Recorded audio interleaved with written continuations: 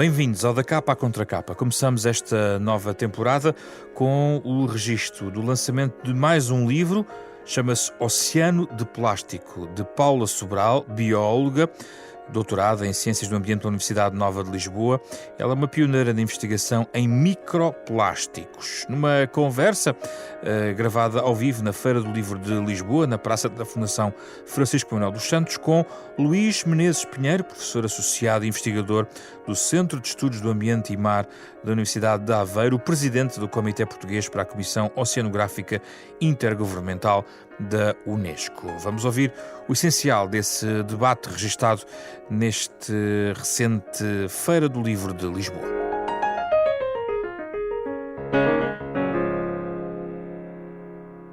Vamos então à conversa. Paula Sobral, gostava de começar pela questão das diferentes formas de poluição, porque o plástico traz a fatia de leão desta poluição marinha, ou é apenas uma das diversas variantes de poluição que o mar nos vai trazendo? O plástico é muito mais relevante que outras frações de poluição que encontramos?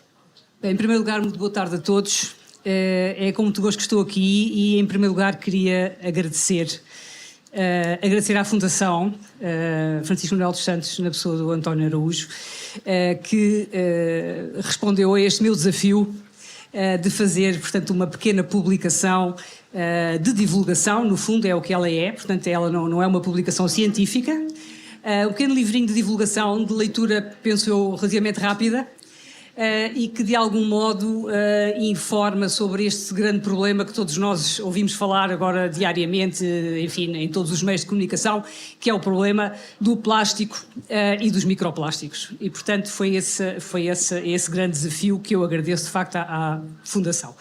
Para responder, e também, claro, agradeço a presença do Luís, que já conheço há bastante tempo, queria...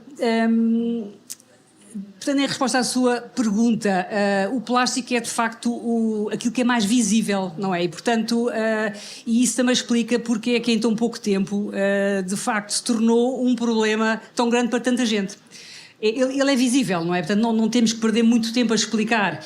Enquanto que outras substâncias químicas, por exemplo, que estão dissolvidas na água e que não se vêem, não é? E que também são muito preocupantes e têm elevadíssima toxicidade, de facto, essas não nos põem essa questão à maioria das pessoas, porque simplesmente não são visíveis. Portanto, aquilo que nós vemos é absolutamente determinante para a maneira como nós encaramos estes problemas, não é? E, portanto, mas há aquilo que vemos menos. Os microplásticos são menos visíveis. Sim, os microplásticos são menos visíveis. No entanto, houve o cuidado de, na definição de microplásticos, incluir dimensões que são visíveis. Portanto, os microplásticos são partículas que têm dimensões inferiores a 5 milímetros, portanto, meio centímetro. Ora, 5 milímetros é perfeitamente visível.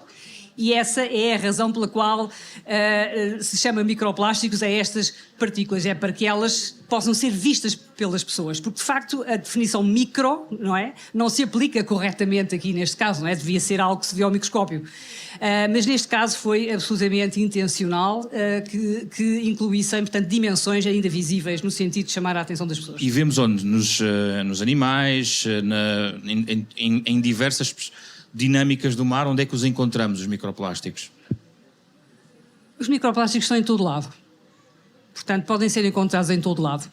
Nós começámos por, obviamente, fomos despertos para a questão dos microplásticos no oceano, não é?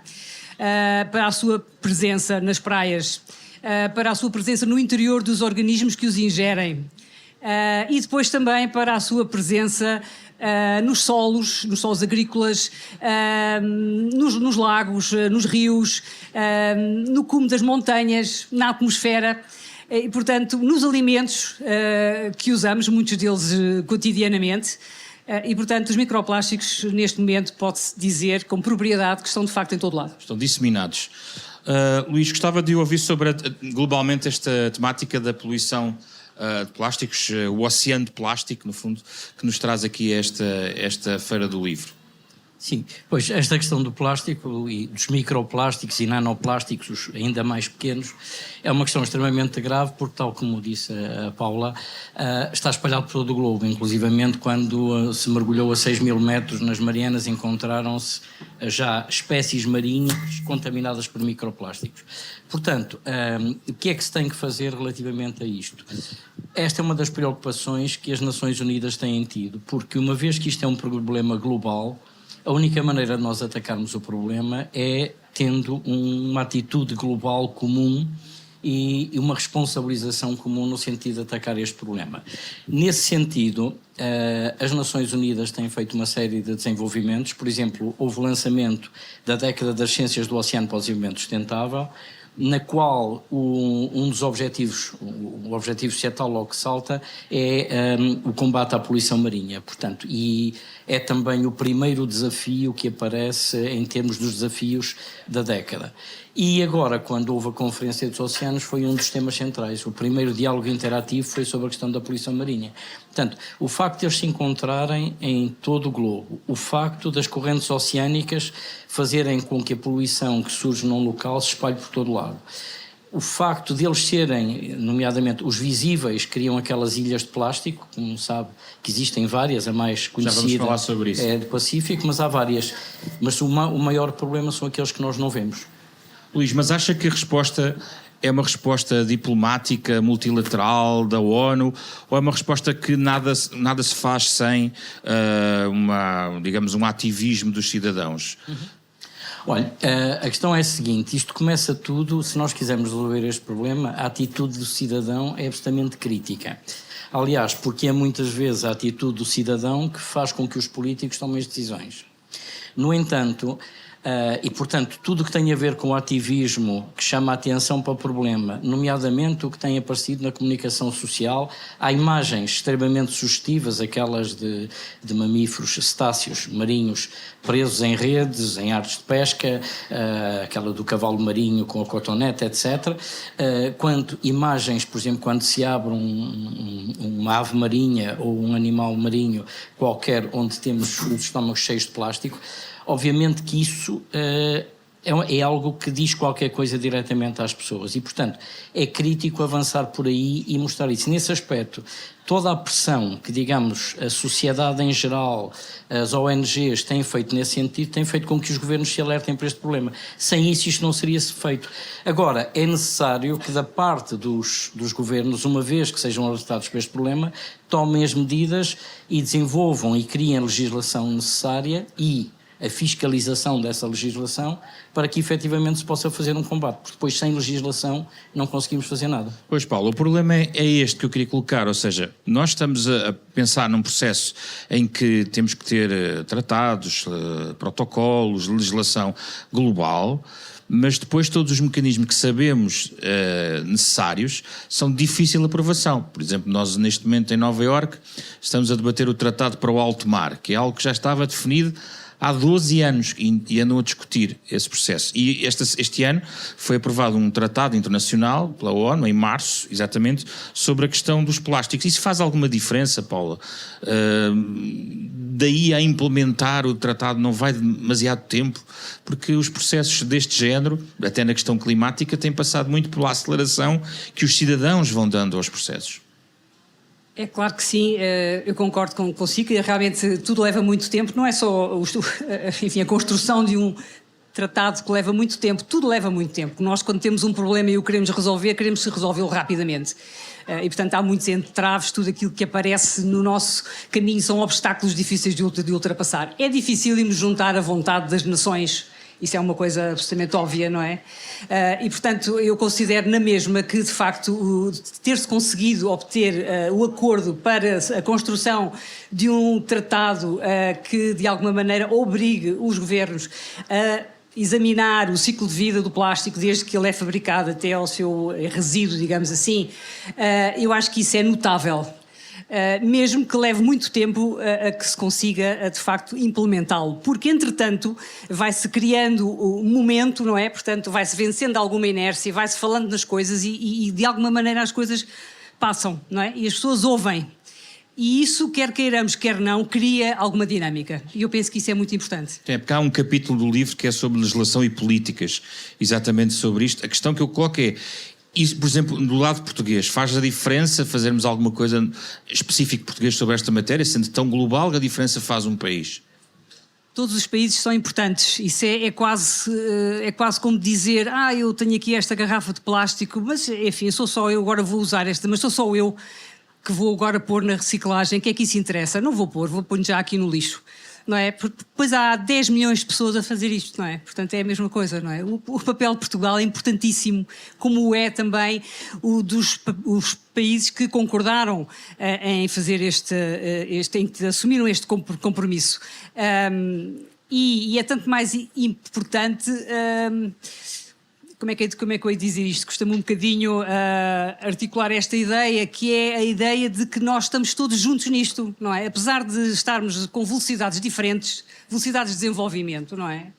Portugal, se quiser, estamos aqui na Europa, estamos, enfim, a fazer um trabalho bastante bom, apesar de tudo, não é? Embora enfim, haja opiniões contrárias, certamente, estamos a fazer muito melhor do que a maioria dos países do mundo, não é? Portanto, A Europa vai à frente. A Europa vai à frente. E é importante que não fosse só a Europa à frente, não é? É importante que não fosse só a Europa à frente. Era importante, por exemplo, que todos os países de baixo rendimento, não é? Portanto, e que são, na verdade, os países que mais contribuem com plástico para o oceano, que pudessem implementar a sua própria gestão de resíduos, não é? Ou que, não tendo meios para o fazer, fossem ajudados por quem tem esses meios para, no fundo, contribuir para que menos plástico chegasse ao oceano. Portanto, ou seja, há muita desigualdade, não é? Portanto, eu acho que, enfim, vou mesmo dizer isto, também a questão da poluição em geral e do lixo marinho é uma questão de pobreza, não é? Portanto, está muito associada à pobreza. Os países mais pobres são aqueles que mais poluem. Porquê? Porque não têm sistemas de tratamento de resíduos, não é? Porque são obrigados, enfim, as pessoas deitam o lixo onde calha, obviamente não têm solução. E, portanto, eu acho que essa desigualdade tem que começar a desaparecer. Ela contrasta imenso com o excesso de consumo que nós temos nos países desenvolvidos. E isso não devia ser assim. Devíamos encontrar alguns um equilíbrio. Isso leva-nos também à forma como os países que querem crescer, os países em desenvolvimento, estão a fazer esse crescimento, não é? Estão a consumir recursos. Estamos a falar, por exemplo, de grandes países na Ásia que têm exatamente este desafio, Luís. Como é que vê a forma, como é que se pode encompassar, como é que se pode colocar toda a gente no mesmo compasso, ao nível, por exemplo, do que a Europa, se considerarmos que a Europa é ponta de lança neste ponto?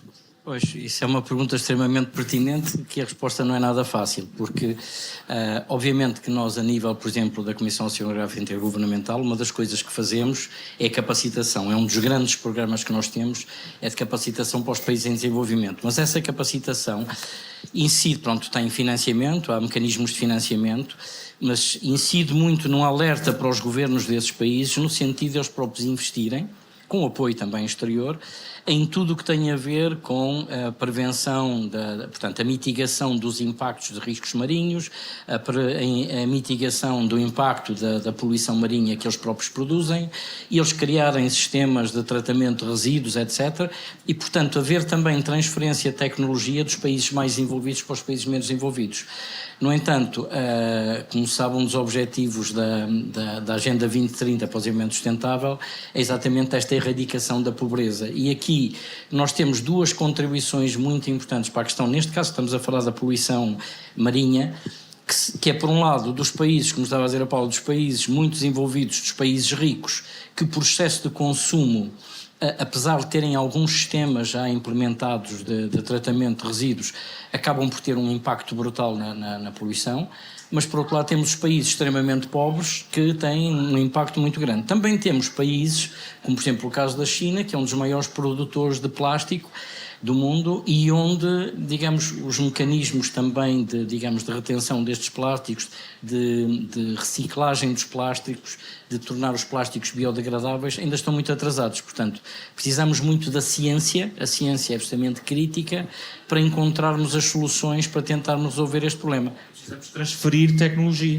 Precisamos da transferência de tecnologia e, digamos, esse é um dos objetivos da COI, portanto, e a nível das Nações Unidas, é haver esta transferência de tecnologia e do conhecimento científico dos países mais ricos para os países em desenvolvimento. Isso é fundamental. Agora, vai demorar muito tempo a esbatermos estas diferenças e sem se esbaterem estas diferenças, mesmo a nível económico e social, vai ser muito difícil, porque, digamos, controlar este problema, porque podemos controlar num local, mas quer dizer, se ele não for controlado noutros locais, por exemplo, as correntes marinhas espalham material por todo o mundo e, portanto...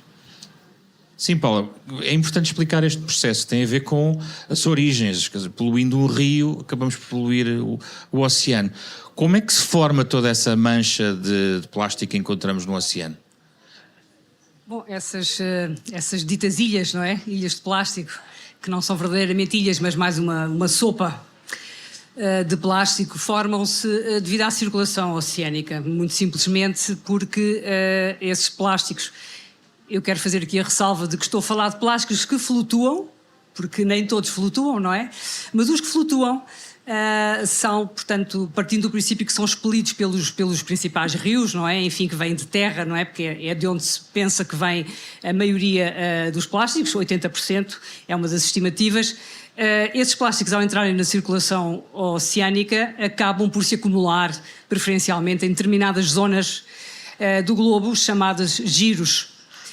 Essas zonas do globo, essas zonas, portanto há 5, não é? Portanto, no hemisfério norte e no hemisfério sul, 2 no Pacífico, 2 no Atlântico, 1 no Índico, e em todas elas, expedições que foram já feitas, comprovam de facto que existe uma acumulação preferencial desses plásticos flutuantes nessas zonas. A maior delas é, portanto, a grande ilha de lixo do Pacífico Norte, ao qual não será estranho, evidentemente, todo o lixo que é escoado na costa asiática, que eu penso que alimentará bastante essa mancha. Nós conseguimos saber de onde vem esse lixo? Claro que não.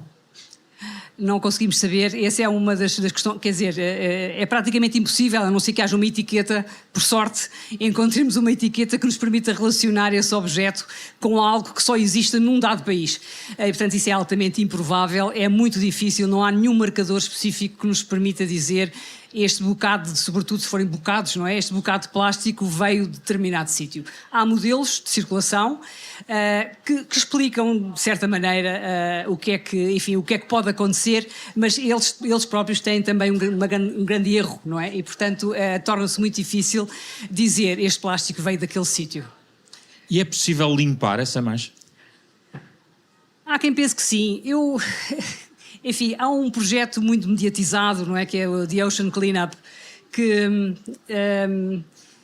tem construído equipamento no sentido de vir a trabalhar em alto mar para recuperar precisamente o lixo da grande mancha de lixo do Pacífico Norte. E têm feito alguns ensaios, na sua maioria não muito bem sucedidos, e eu penso que há vários problemas, não só em trabalhar em alto mar, evidentemente, será muito difícil. As quantidades de plástico são enormes. O interesse que esse plástico tem para a reciclagem é nulo, porque é um plástico que está envelhecido e, portanto, não tem qualidade. E, portanto, provavelmente teria que ir para aterro ou ser incinerado. Além disso, existem já nessas grandes ilhas oceânicas comunidades de organismos que lá vivem, não é? Porque num oceano aberto não há refúgios, não há estruturas nenhumas e, portanto, visíveis. Há vida ali no lixo? Há muita vida no lixo e, portanto, muitos animais se refugiam já nessa sopa de plástico. E esses animais atraem predadores, etc. E, portanto, podemos dizer que existe já uma comunidade a viver aí. Portanto, é muito difícil depois, ao limparmos esse lixo, não afetarmos também essa biodiversidade. E, portanto, teria que haver esse cuidado em separar o plástico dos animais. O que é bastante difícil, penso eu. O Luís pode colocar a questão, bom, não há nada a fazer, aquilo é difícil de resolver essa equação. Não, há muito a fazer e, novamente, eu diria que aqui há dois aspectos muito importantes. Portanto, em primeiro lugar, é esta questão da literacia, de informar as pessoas sobre o que é que existe. Se informarmos as pessoas, é a forma das pessoas se aperceberem dos problemas e fazerem uma pressão para que haja uma ação nesse sentido. Os problemas difíceis são problemas para ser resolvidos. Eu lembro-me que, aliás, trabalhei muito com o Dr. Hipólito Monteiro, por acaso está aqui, e que dizia sempre, quando nós começamos a trabalhar, difficulties are things to overcome, ou seja, as dificuldades são coisas para nós vencermos.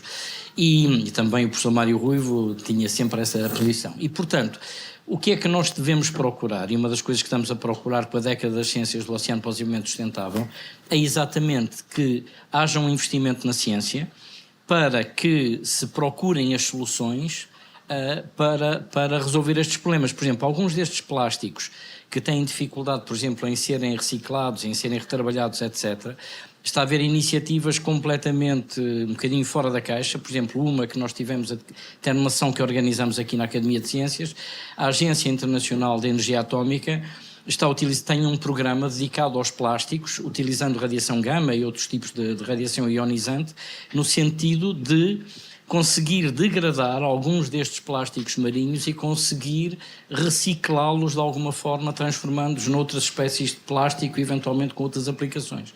Ou seja, há um manancial de soluções possíveis e algumas que nós ainda nem sequer sabemos, que têm que ser encontradas para isto. A limpeza destes pontos pontuais, como são zonas visíveis, em certa medida é mais simples até do que a limpeza dos microplásticos que existem no oceano. No entanto, como dizia a Paula, estão-se a criar estes ecossistemas já nestas zonas, torna-se extremamente difícil separar o trigo do joio, neste caso, e, portanto, é um processo extremamente difícil. Agora, acho que se tem que começar e está-se a começar e a ideia é que todos juntos vamos conseguir, não é? Paulo, eu também queria falar da ciência, porque há também uma parte no livro onde fala sobre isso, sobre os contributos que a ciência pode dar para este combate, digamos assim. Quer dar-nos alguns exemplos? O Luís já aqui falou de alguns. Em primeiro lugar, eu queria dizer que nós não conhecemos exatamente as quantidades todas de plástico que existem no oceano e, portanto, esse é um dos primeiros contributos. Mas sabemos que há muito. A ciência tem aqui um campo de ação muito grande em termos eu diria, das soluções, não é? Portanto, não só em termos da biotecnologia, da biorremediação, portanto, utilizando, por exemplo, bactérias que sabemos que degradam o plástico, porque o plástico é um material orgânico, não é? Portanto, a origem do plástico é orgânica e, portanto, ele é degradável por bactérias. Algumas bactérias especializaram-se nisso. Claro que esta taxa de degradação é extremamente lenta, não é? Portanto, por isso é que nós temos tanto plástico. Mas, portanto, a ideia é extrair alguns enzimas que essas bactérias, e não só bactérias, também fungos e outros organismos, algumas larvas de inseto, que têm enzimas digestivos que destroem o plástico. E, portanto, a ideia é capitalizar, digamos, essas moléculas no sentido de que elas possam trabalhar para nós e de uma forma mais rápida, de maneira a que possam constituir-se como solução, que não são, estamos muito longe que elas possam ser uma solução. É a indústria que está a fazer essa investigação? É a academia? São as duas vertentes, sim. É a indústria, evidentemente, que lhe interessa também, mas principalmente a academia é onde se faz a maior parte da investigação em termos desta biorremediação. Outro tipo de investigação é a criação, por exemplo, de novos plásticos, não é? Novas moléculas de plástico que possam substituir o plástico tal como o conhecemos. Tem sido muito difícil. Os plásticos biodegradáveis normalmente não têm as propriedades que nós queremos que o plástico tenha, não se degradam com facilidade e não são recicláveis e, portanto, é tudo muito difícil. Mas eu estou convencida que com o tempo surgirão certamente novas moléculas que poderão então vir ao encontro daquilo que nós precisamos, porque o que acontece hoje em dia é que se chama biodegradável a tudo o que não é plástico fóssil, digamos, o plástico de origem no petróleo, não é? Portanto, o plástico, por exemplo, que tem origem na matéria orgânica e que muitas vezes não é degradável de maneira nenhuma, por exemplo, só porque foi feito a partir de um organismo, como a cana-de-açúcar. Não é? Por exemplo, faz-se polietileno de cana-de-açúcar, esse polietileno é uma polimerização do etileno e é uma molécula exatamente igual à do plástico fóssil e, portanto, não se vai degradar nunca. No entanto, é um plástico de origem biológica. E, portanto, há aqui também, como é que é dizer, uma terminologia que é confusa para o consumidor. Portanto, não há informação muito clara, a informação é confusa. As pessoas não compreendem, muitas vezes não sabem se estão sequer a fazer a escolha certa. Aqueles que estão mais preocupados com as questões ambientais e que leem os rótulos e querem perceber, mesmo esses não conseguem perceber. Então como é que vão resolver isso? A indústria tem que que pôr os sugere? rótulos como deve ser. A indústria já está a fazer isso. A indústria constitui-se hoje em dia parte da solução, coisa que nem sempre foi assim, mas felizmente hoje em dia constitui-se como parte da solução. E estão a aparecer algumas alternativas que eu penso que foram bem pensadas, outras nem por isso, mas que contribuem para que o consumidor possa, por exemplo, ter opções melhores, não é? Porque o consumidor fará essas opções se elas estiverem disponíveis e, portanto, compete à indústria disponibilizá-las. Está a melhorar isso? Está a melhorar isso. Lentamente, mas está a melhorar. Sempre mais lento que o que desejaríamos, mas sim, está a melhorar. Luís, estes processos só avançam realmente se estiver tudo casado, digamos assim. Cidadãos, empresas, instituições. E como é que vê, face a outros processos deste género, até na área ambiental, onde ciência, investigação, o ativismo está conjugado? Parece que neste caso há sinais positivos?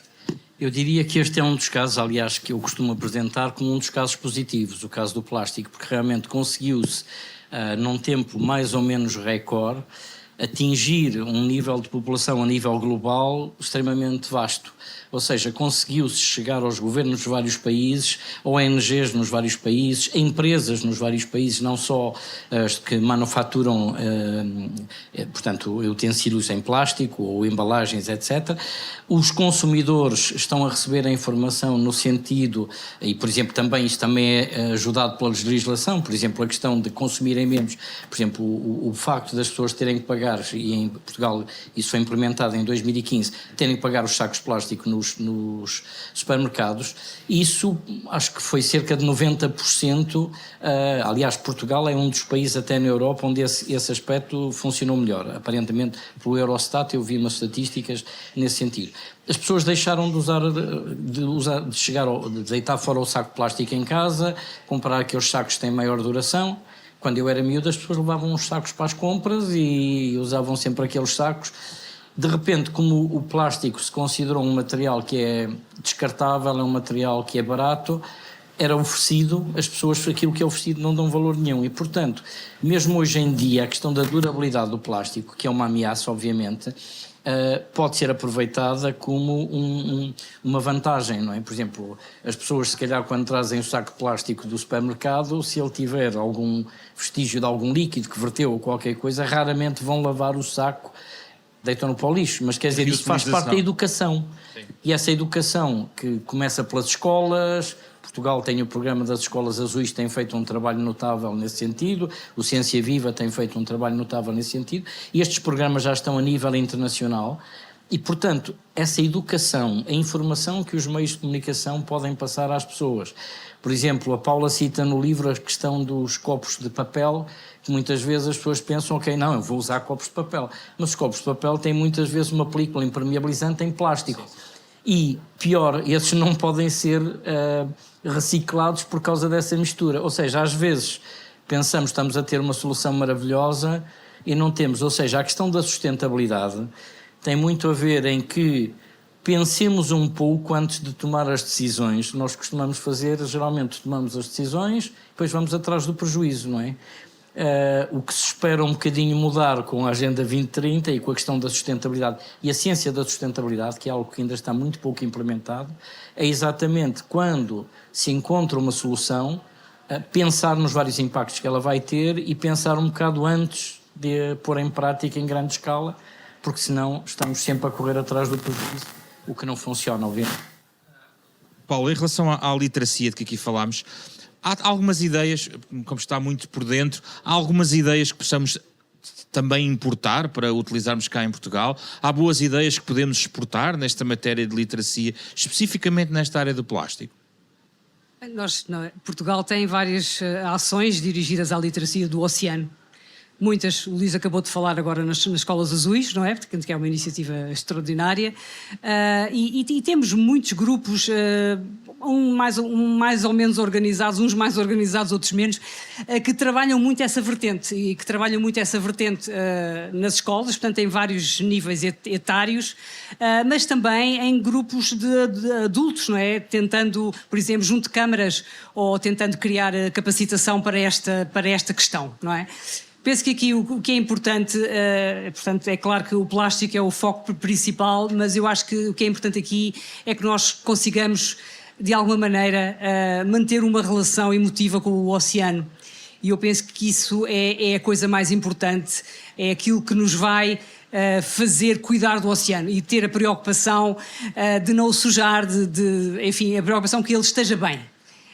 E criar essa emoção, eu acho que é a coisa mais importante, é aquilo que nos pode fazer mudar. É mais fácil, se nos apaixonarmos por uma coisa, mudá-la. Mas nós estamos no bom caminho. Por exemplo, uma das ações ambientais que os cidadãos em Portugal fazem vão para a praia recolher lixo. Há muitas ações de limpeza, aliás, em setembro todos os anos há um dia exatamente, especificamente, até quase uma efeméride para isso, não é? Sim, é verdade. Esse dia é o dia da limpeza costeira internacional, um dia instituído pela Ocean Conservancy há muitos anos, e que tem realmente resultado muito bem, porque, enfim, está neste momento, abrange uma série de zonas do globo, e produzem depois um relatório também sobre as principais categorias de lixo que se encontram. E é muito interessante porque as pessoas acabam também por se sentir envolvidas num movimento mundial, não é? Portanto, fazem parte de um todo, de algo maior do que apenas a praiazinha onde eles costumam ir a apanhar o lixo. No entanto, limpar o lixo está muito, muito longe de ser uma solução,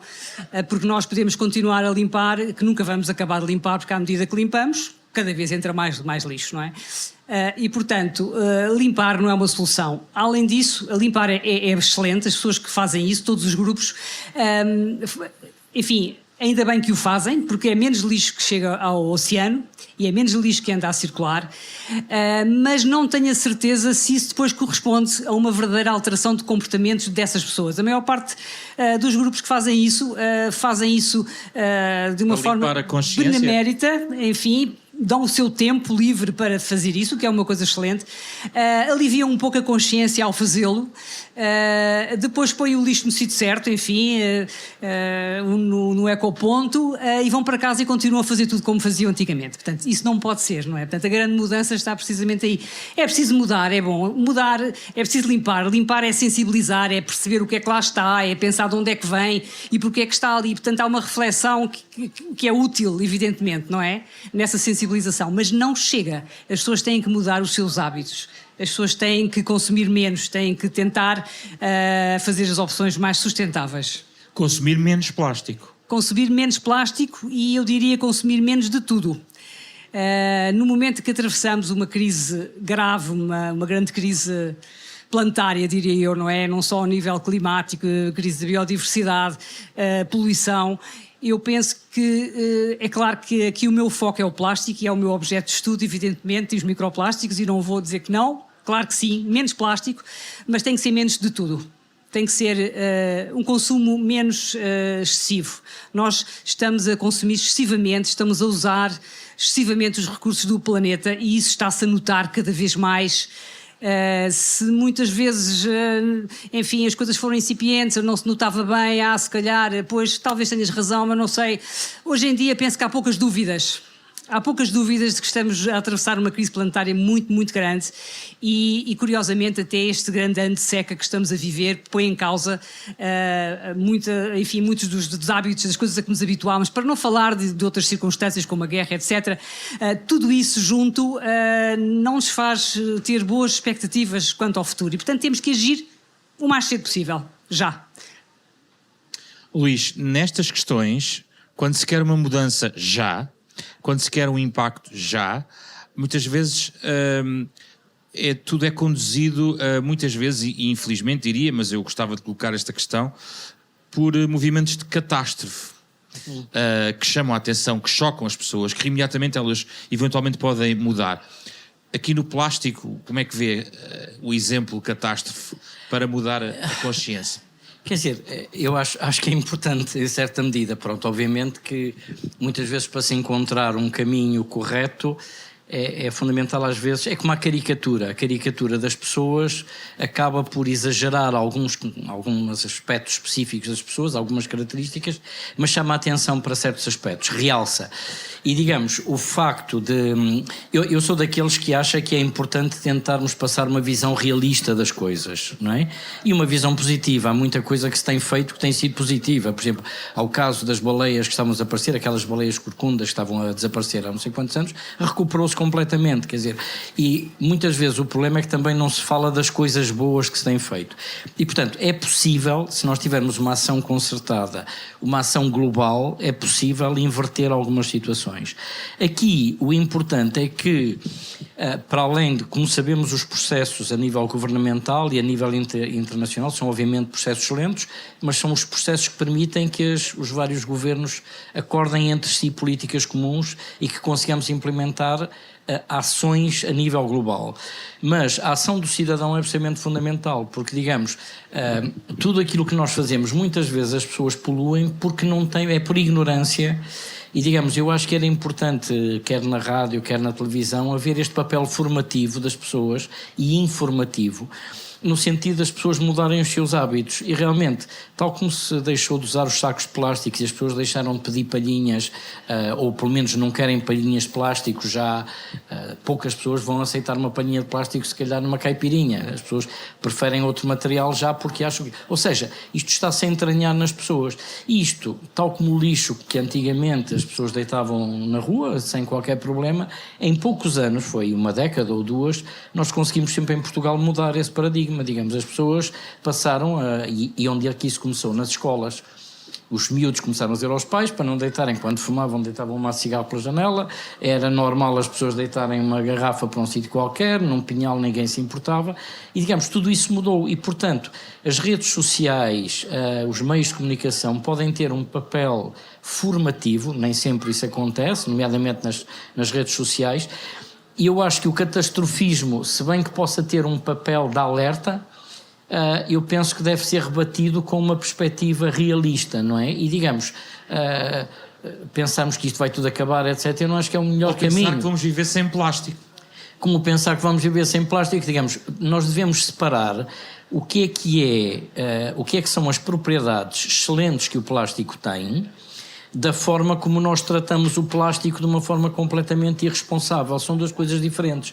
Por outro lado, temos que ver como é que vamos modificar o plástico que temos neste momento para evitar estes problemas. Por exemplo, neste momento, um problema gravíssimo que está a surgir é com as máscaras. Não é? As máscaras, eu ouvi um número, não tenho a certeza, mas foi o que me disseram, que acho que é cerca de 10 bilhões de máscaras por mês que entram no oceano. Portanto, estamos a falar de números astronómicos e que têm polímeros. E, portanto, ou seja, estamos a ter, por um lado, um combate, mas, novamente, quando arranjamos soluções para um problema, não se pensa imediatamente numa solução, tanto que, novamente, o que é que nós estamos a dizer? Ponham as máscaras no lixo comum. Ou seja, novamente, continuamos a não aprender, e esta questão da sustentabilidade, eu insisto nisso, que é um pouco aprendermos com os erros do passado no sentido de nos repetirmos no futuro. É curioso falar da pandemia, porque eu tinha esta pergunta também aqui para o Paulo Sobral sobre a pandemia e o impacto nesta área, sobretudo também em comportamentos tão simples como aqueles kits de teste carregados de cotonetes e de um conjunto feitos de plástico que nos disseram para pôr no lixo normal. Eu imagino a produção por todo o mundo em tempos de pandemia. Não andámos aqui a fazer com a pandemia esse lixo imenso e o que fazemos a ele? Claro que fizemos um lixo imenso com a pandemia. E em muitos casos foi necessário, porque o plástico, pelas suas propriedades, é um material fantástico, não é? E, portanto, permite evitar muita contaminação. E essa foi a principal razão pela qual se usou tanto.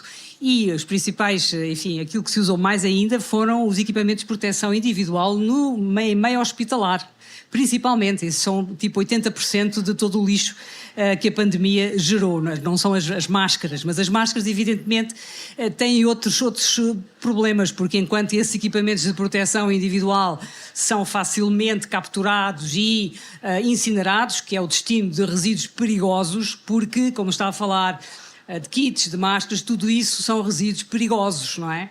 E, portanto, enfim, em termos hospitalares, esses resíduos são incinerados, não é? E nós não podíamos reciclar aqueles kits de autoteste? Não devemos reciclar, porque não sabemos se eles estão contaminados ou não. Imagino que estão. Não é? Portanto, essa é uma questão de segurança. O plástico tem essa vantagem, oferece-nos essa segurança, como também oferece segurança alimentar. E, portanto, o plástico não é o mal da fita, digamos assim. Era aí que eu queria chegar para acabar. Não é. Então, plástico... é uma utopia acabar com o plástico? Claro, é uma de necessidade de reduzir? O plástico é um material fantástico. Nós precisamos do plástico e precisaremos do plástico sempre em muitas circunstâncias. Mas temos que o saber usar. Não é? Temos que o saber usar. Temos que talvez tentar substituí-lo por algo que seja biodegradável e que tenha as mesmas propriedades, que é isso que nos interessa, não é? São as propriedades, durabilidade, resistência, leveza.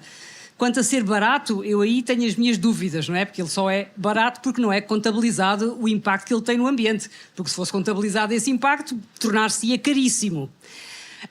E, portanto, a questão das máscaras é uma questão também comportamental, porque as pessoas deixam cair a máscara, esquecem-se da máscara. Alguém deixa cair a máscara, deixei cair a minha máscara, mas não volta atrás para apanhar. Ninguém vai apanhar aquela máscara, Deus me livre, não é? Está contaminada, portanto ela vai ficar ali, no chão, a não ser que venha a limpeza municipal, e então aí ela é varrida para o lixo. E apareceram muitas máscaras no oceano? Não aparecem, sabe porquê que não aparecem muitas? Aparecem nas praias, sabe que as máscaras normalmente têm 3 camadas, ou 2, enfim, ou 3 camadas de um plástico que parece um tecido, não é? Mas que na verdade é um polímero, polipropileno. E elas desfazem-se com facilidade, não é? Portanto, contribuem com incontáveis microplásticos para o ambiente e, além disso, ficam ensopadas. E quando estão ensopadas, vão a fundo. Portanto, não se vê. Porque, aproveito para dizer que a maioria do plástico nós não vemos, porque o plástico está todo no fundo do oceano. Aquilo que está à superfície é apenas 1%. As estimativas indicam que flutua. O que nós vemos, 1%. 94% estão no fundo do mar e os outros que faltam, os outros 5% estão nas praias e nas zonas costeiras. Estas são as estimativas. Portanto, estamos a falar de algo que nem sequer vemos, não é? Portanto, a grande maioria do plástico. E com a pandemia, imagino com aqueles plásticos usados para transportar comida, entregas de comida, que isso acelerou tudo, o consumo de plástico deve ter disparado, não é?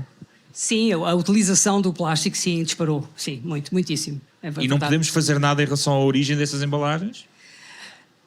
Depende dos polímeros, sabe que a questão da reciclagem, não é? Que é outra coisa também que nos limpa a consciência. Aproveito para dizer, não faz mal, vou usar e tal, mas depois aquilo é reciclado, não tem problema. É mentira, não é? Sabemos que globalmente, apesar de Portugal ter, enfim, um bom comportamento nesse âmbito, mas globalmente apenas 9% dos plásticos são reciclados. Portanto, 9% é residual, é nada, não é? Praticamente nada.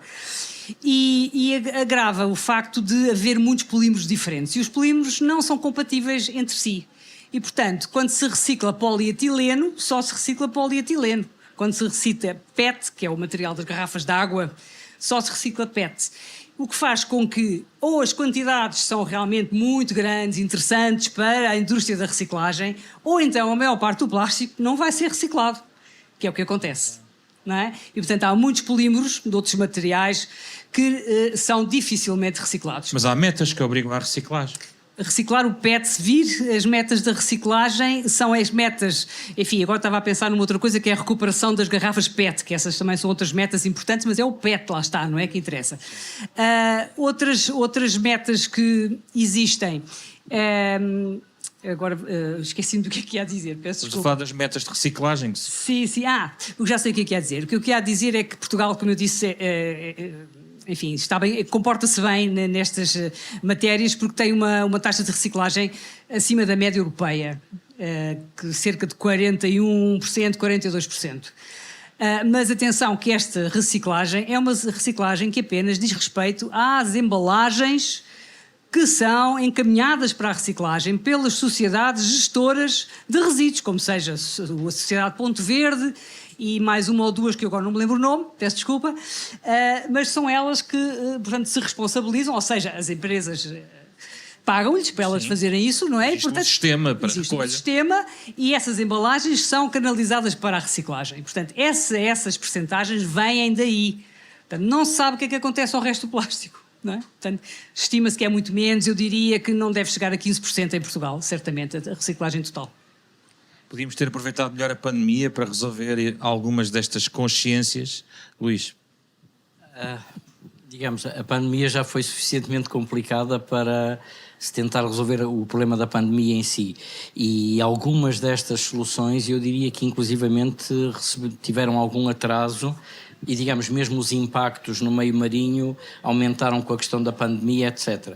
No entanto, têm sido feitos imensos esforços nesse sentido e eu diria que esta possibilidade de um tratado, tanto que foi aprovado agora em março, e que foi agora reafirmado durante a Conferência dos Oceanos aqui em Lisboa, é um compromisso dos países para, em 2024, termos um tratado que seja legalmente vinculativo.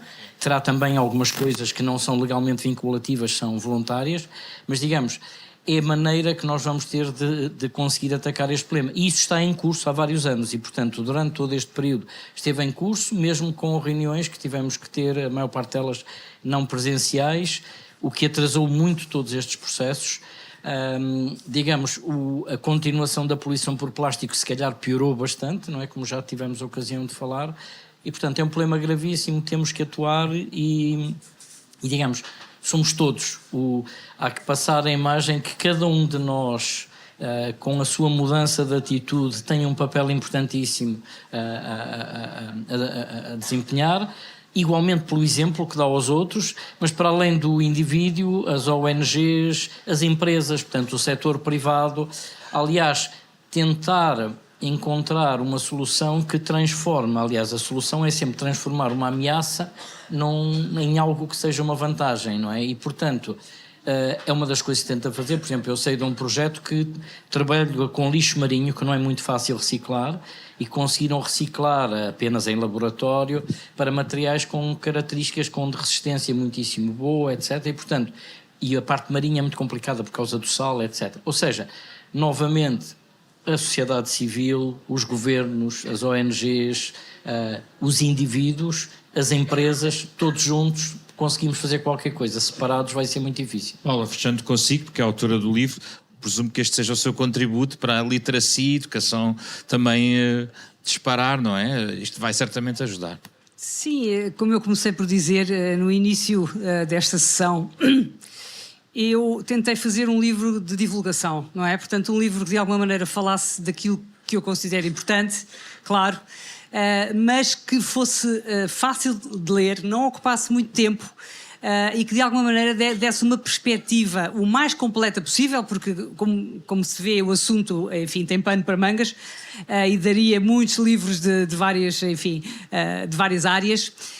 No entanto, penso que de alguma forma estão aqui retratados neste pequeno livro as principais origens do lixo marinho, algumas definições do que é a poluição, porque a poluição é geral, não é só plásticos, é muitas outras coisas.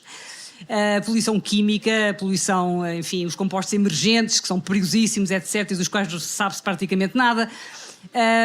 E também a parte da distribuição no oceano, dos impactos sobre os organismos, os impactos sobre a saúde humana e depois também algo que deixe alguma esperança no sentido de se perceberem que, de facto, estão a ser tomadas muitas iniciativas, já estão em curso muitas iniciativas, há outras que estão a ser desenvolvidas e, de facto, transformando, portanto, um problema numa oportunidade. Temos aqui uma oportunidade absolutamente inequívoca de fazer melhor, não é? E não é nada difícil porque estamos a fazer bastante mal. Portanto, temos que fazer melhor e rápido, e muito rápido, porque temos muito pouco tempo. E esse é um dos principais problemas, é que nós normalmente achamos que estas coisas são lentas e elas vão se imiscuindo muito devagarinho e de repente é um problema imenso. Foi o que aconteceu, não é? Há quantos anos, há quantas décadas andamos a deitar plástico no oceano? Décadas. De repente acordámos e temos um problema imenso, mas podíamos tê-lo evitado, não é? Se tivéssemos essa percepção anteriormente. Portanto, é isso, temos que olhar para ver esse problema e olhar também nas nossas consciências, tentar contaminar os outros à nossa volta para que também eles possam dar mais atenção e fazer novas opções, enfim, e tentarmos ter um mundo melhor. Foi o programa desta semana, o início da temporada, em torno do livro Oceano de Plástico, de Paula Sobral, registado ao vivo na Praça da Fundação Francisco Manuel dos Santos, na Feira do Livro de Lisboa, com o apoio técnico de Diogo Rosa. Também nesta edição com André Peralta, Ana Marta Domingos e José Pedro Frazão. Regressamos na próxima semana com outro tema, outro livro, debatido na Feira do Livro de Lisboa. Pode ouvir de novo este programa na sua versão podcast, um programa também com o genérico original de Mário Lagia.